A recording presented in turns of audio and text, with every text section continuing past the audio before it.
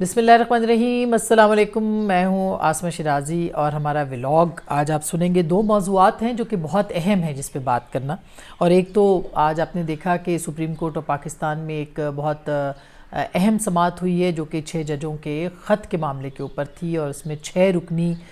جو ہماری بینچ ہے سپریم کورٹ کا اس نے یہ سماعت سنی ہے، اور یہ ہے مداخلت جو عدلیہ کے اندر ہو رہی ہے اس کے حوالے سے تمام ہائی کورٹس نے اپنے اپنے جو خطوط لکھے ہیں، بار کاؤنسلز نے لکھا ہے، اس کے اوپر آج کی یہ سماعت تھی، اور اب یہ 7 مئی تک جو ہے یہ ملتوی ہوئی ہے۔ لیکن اس میں بہت کچھ دیکھنے کو ہے، اس پہ بھی بات کریں گے، اور اس کے ساتھ ساتھ بشریٰ بی بی کی ڈیل کی خبریں جو ہیں وہ آج کچھ عدالت میں آئی ہیں، اس کے اوپر بھی بات کریں گے کہ وہ کیا خبر ہے اور کیا واقعی کوئی ڈیل ہو رہی ہے یا نہیں ہو رہی ہے۔ یہ میں آپ کو بتا دوں کہ 6 ججز کے جو عدلیہ کے مداخلت کے الزامات ہیں عدلیہ کے اندر معاملات کے اندر، اس میں سپریم کورٹ میں جو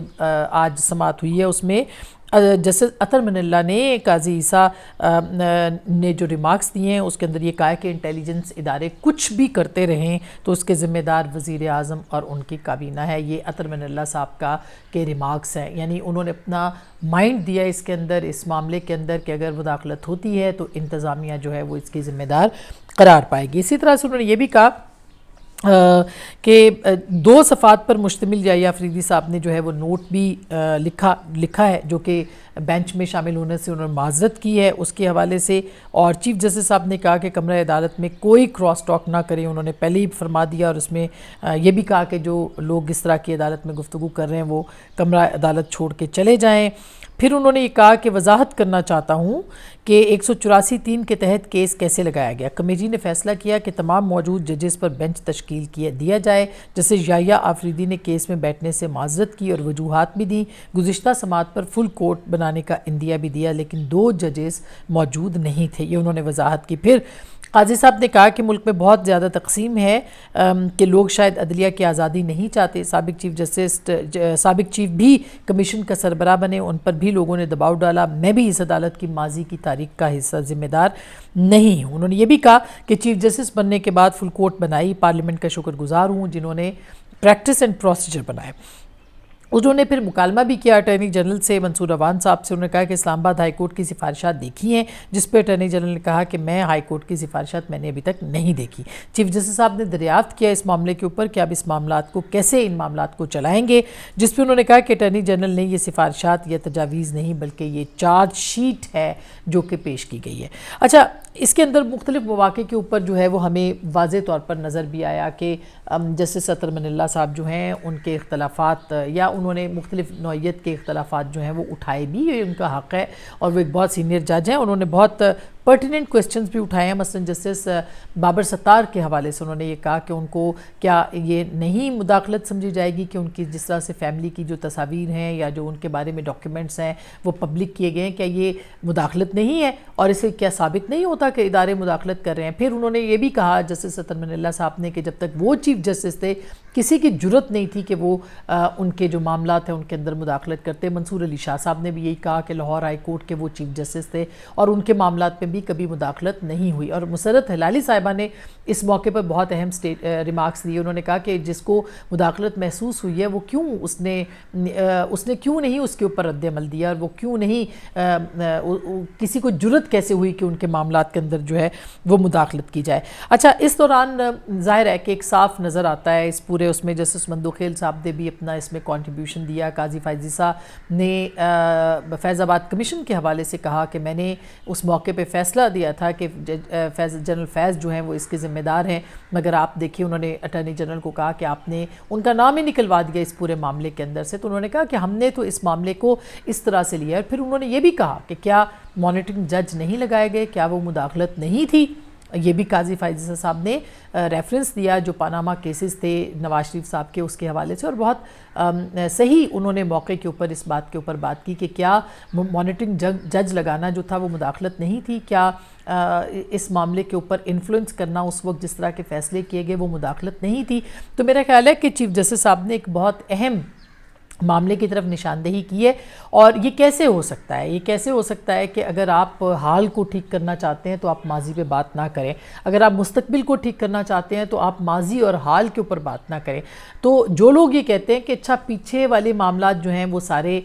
ختم کر دینے چاہیے اور اس کے اوپر بات ہی نہ کی جائے، جیسے پاکستان تحریک انصاف بھی یہ کہتی ہے، پی ایم ایل این بھی کہتی ہے، مختلف اوقات کے اندر یہ کہتی رہی ہے کہ جو ان کے ادوار کے معاملات ہیں اس پہ بات نہ کی جائے، لیکن آپ جو آئندہ آنے والے معاملات ہیں اس کے اوپر بات کر لیں، جو آج ہو رہا ہے اس کے اوپر بات کر لیں. جب پاکستان مسلم لیگ نواز کی حکومت تھی تو تحریک انصاف اس کو کہتی تھی کہ یہ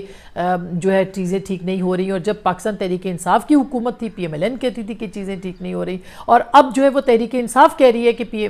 چیزیں جو ہے وہ معاملات جو ہیں وہ درست سمت میں نہیں جا رہے، یا آئین کے مطابق نہیں ہیں، یا جمہوریت کے مطابق نہیں ہیں، یا پھر پاکستان کے اندر انسانی حقوق کی خلاف ورزی ہے. تو یہ جس کو جو سوٹ کرتا ہے، جس کو اپنے اپنے حصے کا سچ لوگ جو ہیں وہ بولتے ہیں، مکمل سچ نہیں بولتے. جو سچ سوٹ کرتا ہے وہ سچ بولتے ہیں، ادھورا سچ کہتے ہیں، اپنا سچ نہیں کہتے. یہ اس پاکستان کا سب سے بڑا المیہ ہے. جیسے اس دن عاصمہ جہانگیر کانفرنس کے اندر جو ہے وہ حامد میر صاحب نے یہ بات کی ہے کہ اینکرز کا جو ہے وہ ایک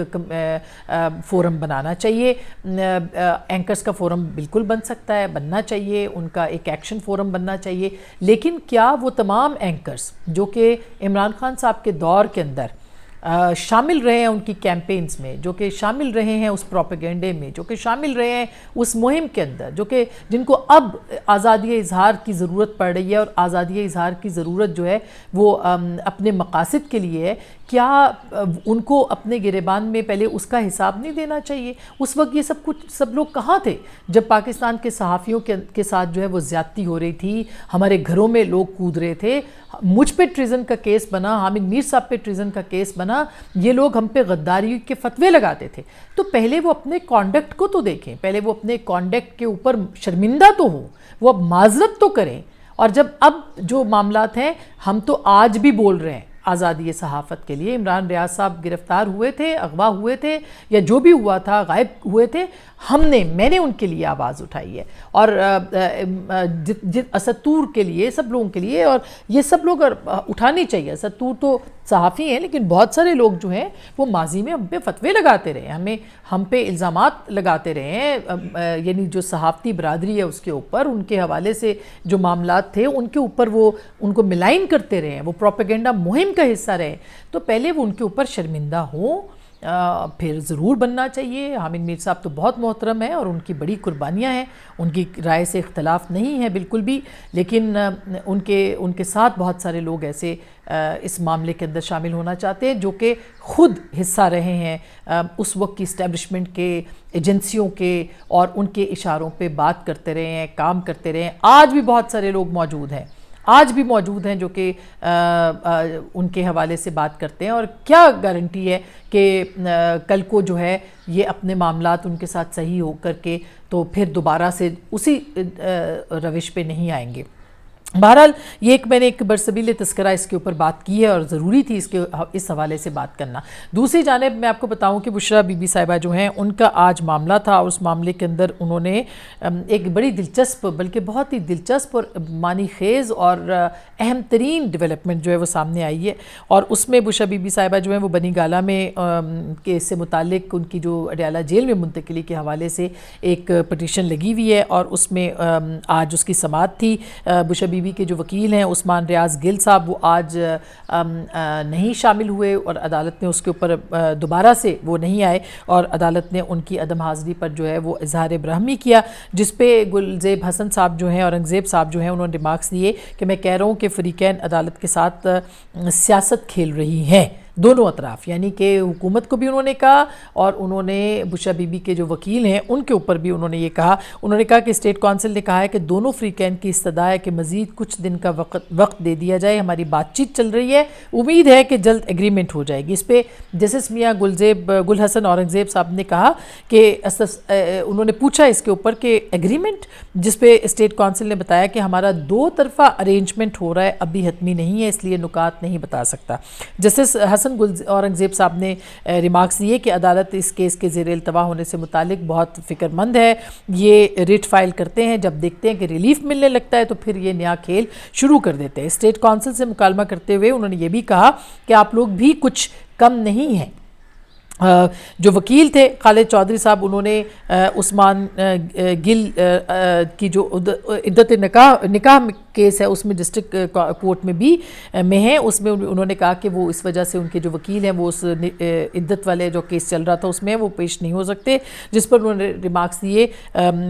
جسٹس صاحب نے کہ یہ سماعت ملتوی کرنے کی استدعا کا کوئی گراؤنڈ نہیں ہے. آخری بار موقع دے رہا ہوں، آئندہ سماعت پر لازمی پیش ہو کر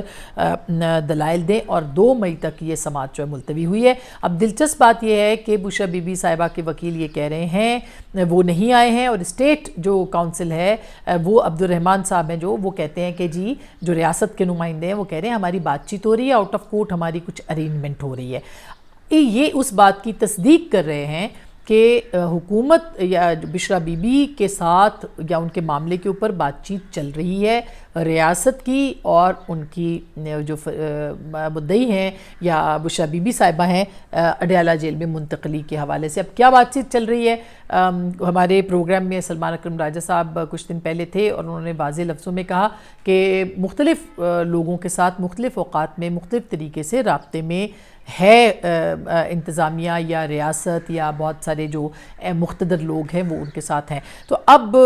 یہ ایک بہت ہی اہم بیان ہے یا کارروائی ہے جو کہ آج کی عدالت میں دیکھنے کو ملی ہے، جو کنفرم کر رہی ہے کہ اگر اس معاملے کے اوپر کہ بشرا بی بی صاحبہ نے آنا ہے، منتقل ہونا ہے جیل میں یا نہیں ہونا جیل بنی گالہ سے، اس کے اوپر آؤٹ آف کورٹ اگر بات چیت چل رہی ہے تو اس کا مطلب یہ ہے کہ بہت ساری چیزوں پہ بات چیت چل سکتی ہے اور ہو رہی ہے. اور اگر ضرورت ہے اس معاملے کے اوپر تو یہ ارینجمنٹ کیا ہے؟ کیا یہ بشرا بی بی صاحبہ کے حوالے سے ہی ارینجمنٹ بن رہا ہے؟ کچھ دن پہلے میں نے اپنے ولاگ میں بھی یہ بات کہی تھی کہ صرف ایک شخصیت کے ذریعے سے بات چیت جو ہے وہ آگے بڑھ سکتی ہے اور وہ بشرا بی بی صاحبہ ہیں اور بشرا بیگم صاحبہ کے ذریعے سے ہی، کیونکہ عمران خان صاحب کی گارنٹی شاید ان سے زیادہ کوئی اور نہیں لے سکتا. ان کے کچھ اپنے معاملات بھی شاید وہ اڈیالہ جیل آنا چاہتی ہیں نہیں آنا چاہتی ہیں، جو بھی ہے یہ آج کے عدالت میں ثابت ہوا ہے. جو اسٹیٹ کونسل نے کہا ہے کہ ان کے ساتھ بات چیت چل رہی ہے، اگر اس کی تردید آتی ہے تحریک انصاف کی جانب سے تو یہ بہت مناسب ہوگی، وہ بھی ہم آپ کو بتائیں گے. یہ آج کی کارروائی تھی جو ہم آپ کے گوش گزار کر رہے ہیں. اپنا خیال رکھیے گا. اللہ نے کے بعد.